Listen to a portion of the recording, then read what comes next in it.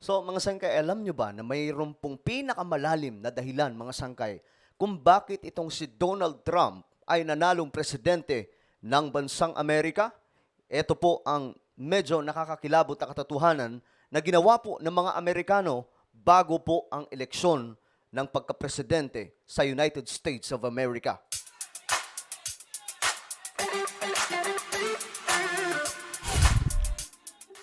Hello, what's up? Mga sangkay, magandang oras po sa inyong lahat. Ako muli ito, Sangkay Janjan, nagbabalik dito sa ating channel. Kung ikaw ay isang solid sangkay, mag-comment ka po ng hashtag solid sangkay kasama po ang inyong mga lokasyon. At shoutout po sa lahat ng mga solid sangkay na nanonood ngayon.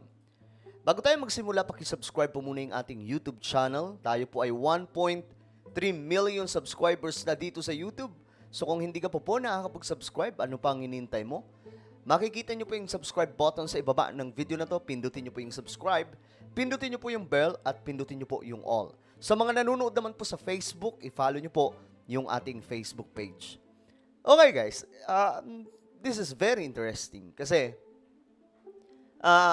marahil ang iba sa atin iniisip lang na very common ang panalo ni Donald Trump, mga sangkay, parang sa Pilipinas lang, nananalo kapag marami po ang boto.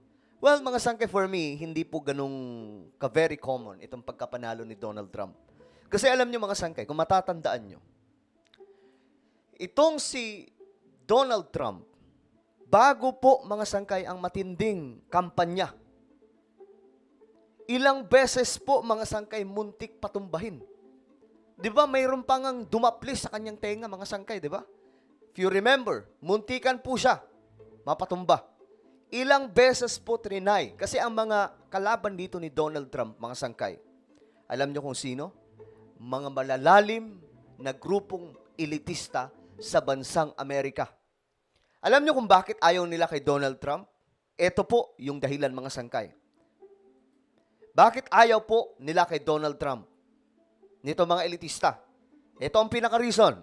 Masks, no masks, everything, you can do all you want, but you know, you still need help from the boss.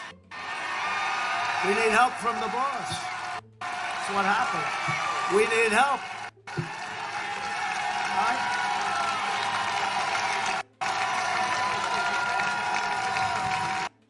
Yeah, we need help. It's all right to say. Now, they'll criticize me for that. How dare he say that? How dare he say that? No, I'll say it. I'll say it. I'll say it. Somebody said to me the other day, "You're the most famous person in the world by far." I said, "No, I'm not. No, I'm not." They said, "Yes, you are." I said, "No." They said, "Who's more famous?" I said, "Jesus Christ."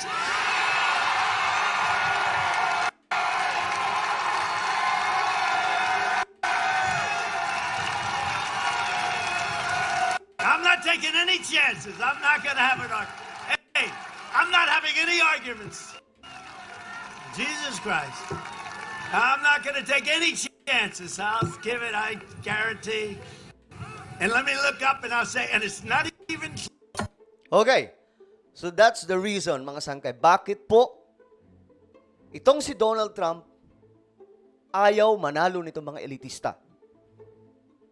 Napakinggan yung mga sangkay yung sinasabi po niya. Yung video na to, mga sangkay, yung video na ipinakita ko sa inyo kanina, matagal na po, ilang taon na po yung nakakalipas. Siya pa po ang Pangulo, first term ng bansang Amerika. At that time, mga sangkay, tahasan niya pong sinasabi, si Jesus Christ lamang ang boss. At yun po yung time, mga sangkay, na ang bansang Amerika ay medyo nakabawi ng kaunti. After po ng paglaruan ng bansang Amerika nila Barack Obama, na nasadlak po sa matinding kasalanan, mga sangkay. Pinakilala ni Donald Trump ang kanyang sarili bilang isang leader na nagtitiwala sa ating Panginoon. Ngayon mga sangkay, bakit tayo ng mga elitista? Narinig niyo po yung sinabi ni Donald Trump? Alam ko ayaw, sabi ni Donald Trump, alam ko ayaw nilang marinig ito sa akin. Ayaw nilang sabihin ko ito. Pero hindi pwede, sasabihin ko ito. Siya ang mas sikat kaysa sa akin. Siya lang ang nag-iisang boss, si Jesus. Ito yung rason kung bakit ilang beses po gustong ipatumba si Donald Trump, mga sangkay. At alam nyo, ginamit po nila ang lahat. Media, mga artista ng Hollywood, mga sangkay. lahat na po ng matatawag po natin na evil forces ginamit against Trump, pero hindi pa rin po nagtagumpay. Alam niyo kung bakit hindi nagtagumpay? Tingnan po natin. Ito yung time, mga sangkay, na nasa campaign season pa po. Dito, ilang beses po pinag-pray si Donald Trump ng maraming Kristiyano sa bansang Amerika. Mr. President, the other issue for Latinos is our faith. And you are the champion of people of faith. And so we would like to end this, if you would allow us, with praying over you, if you would allow us. And I would like for Apostle Maldonado and for Pastor Ramiro, if you could start, and then Apostle, if you could finish, and we will pray. Okay, so pinag-pray po siya dito, mga sangkay. Ito, tingnan po natin. Into the mic. Thank you, sir. Let's all pray together. Heavenly Father, we humble ourselves before you, and we believe, Lord, that you are the answer for all the problems that we're facing. That we can put our hope in you through Jesus. Yes, Lord. And have hope again. Our faith can be built up again.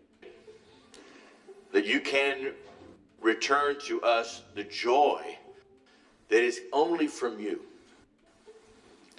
However, today, Lord, we lift up the man that we believe you've put your hand upon to help restore America. Okay. So ayan, mga sangkay, talagang naninikluhod po sila sa ating Panginoon, mga sangkay, na itong si Donald Trump ay gamitin na ma-restore muli ang bansang Amerika. Kasi ang United States of America, mga sangkay, kilala po na isang Christian nation.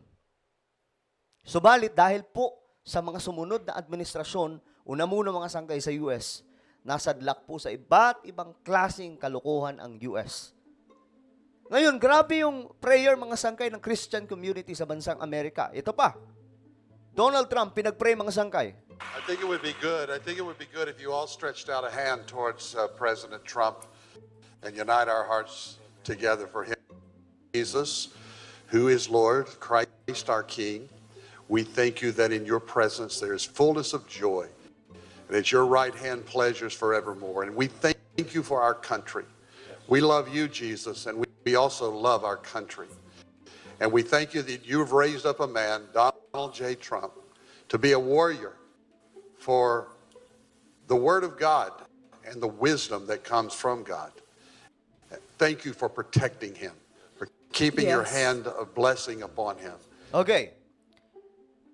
Kung makikita mo, mga sangkay, how they prayed for Donald Trump, yung protection, mga sangkay, talagang hinihiling nila sa ating Panginoon. At ang tagumpay ng kanyang pangangampanya, mga sangkay. Hindi na rin po nakapagtataka kung bakit ito ginagawa ng maraming mga Amerikano. Nakita po kasi nila si Donald Trump kung paano po nagtiwala sa Diyos. Tingnan mo natin itong video. 7 years ago, siya pa po ang Pangulo ng kanilang bansa. First term niya. Ito po yung time, mga sangkay, na hiniling niya ang pananalangin. Pastor Jeffers? Yes. Prayer? Let's pray together, may we? Father, your word says, if your people who are called by your name will humble themselves and pray and seek your face, you will forgive their sins and heal their land. Father, I thank you that we have a President Donald Trump, who believes in the power of prayer. Okay. Isa lamang po yan, mga sangkay. Then, balik po tayo. Dito din, nanalangin, mga sangkay, itong si Dr. Franklin Graham. Siya po yung nanguna sa isang pananalangin, mga sangkay, para po maipanalo ang halalan na ito. Kasi, alam nyo, ito pong si Donald Trump kasi talaga yung nakita ng Christian communities doon po sa Amerika na magsasalba. Dahil nga po itong US, lumalangoy po talaga sa matinding mga makamundong gawain, mga sangkay. The only hope for this country is God. Okay? That's the only hope. How many here believe in the power of prayer? Raise your hand. Okay.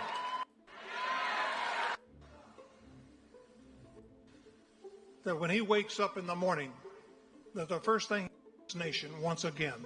So, Tingnan po natin itong video mga sangkay kung paano po sila nag-pray over for Donald Trump. Medyo nakakakilabot mga sangkay.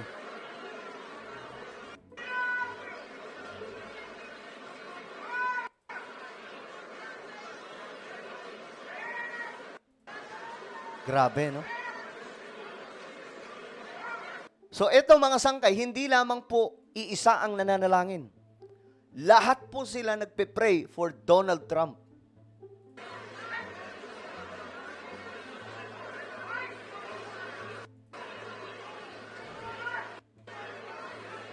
Grabe, no?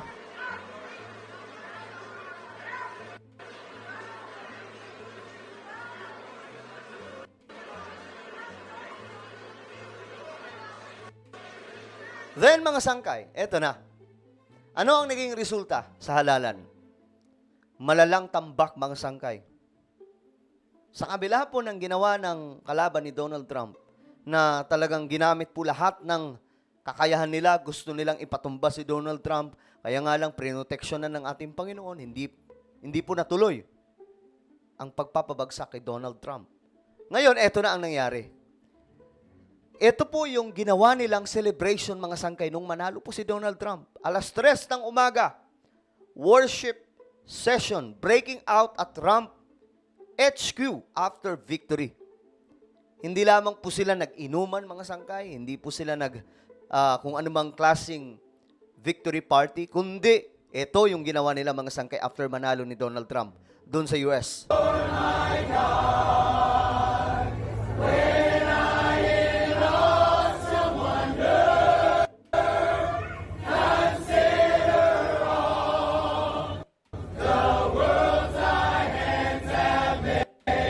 Grabe.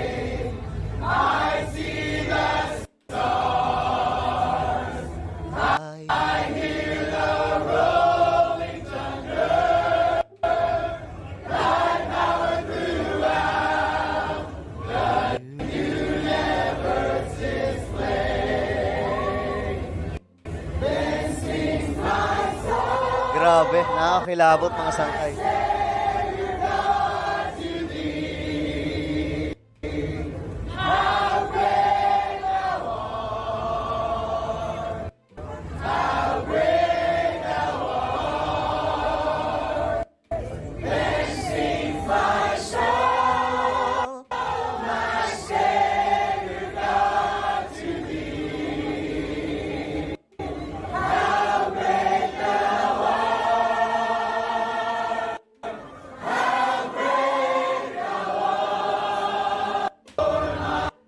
Okay, that's it, mga sangkay. 'Di ba? So hindi na po nakapagtataka kung bakit nanalo ang isang Donald Trump sa halalan na ito doon po sa Amerika. Napaka-crucial na ito, mga sangkay, kasi mayroon pong momentum na pagbagsak ang United States of America at mukhang lalagpasan po sila ng China. Ito pong si Donald Trump ang inaasahan ngayon, mga sangkay, na magre-restore sa isang United States of America na naniniwala, na nanampalataya ang lahat ng citizens doon, komunidad, sa ating Panginoon. Kasi rampant po doon, mga sangkay, yung grabing kalikuan na ginagawa ng tao dahil po sa sobrang kalayaan. Ngayon, bago po tayo magtapos, mga sangkay, eto, panoorin po ulit po natin itong actual video. Ayan. Ito pong actual video, mga sangkay, kung paano po sila nagpasalamat sa ating Panginoon sa pagkapanalo ni Donald Trump.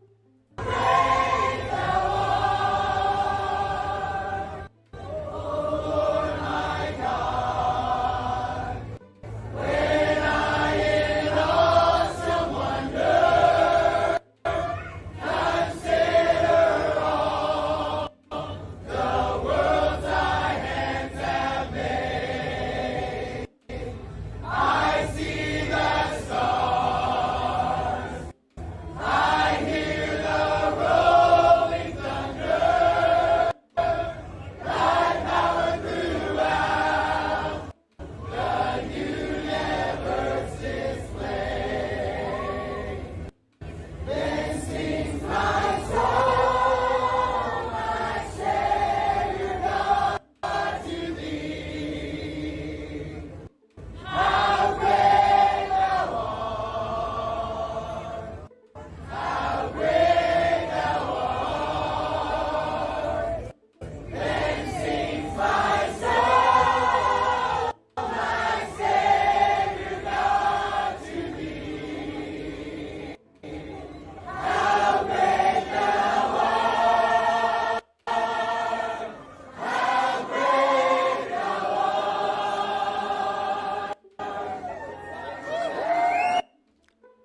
Okay, so ano po ang inyong opinion mga sangkay?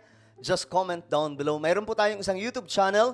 Ito po ay Sangkay Revelation. Hanapin niyo po ito sa YouTube. Dito mga sangkay, nag-upload po tayo ng mga makabuluhang content na kapupulutan po ng kaalaman at aral. So hanapin niyo po ito sa YouTube. Then click the subscribe, click the bell, and click all. Ako na po ay magpapaalam. Mag-iingat po ang lahat. God bless everyone.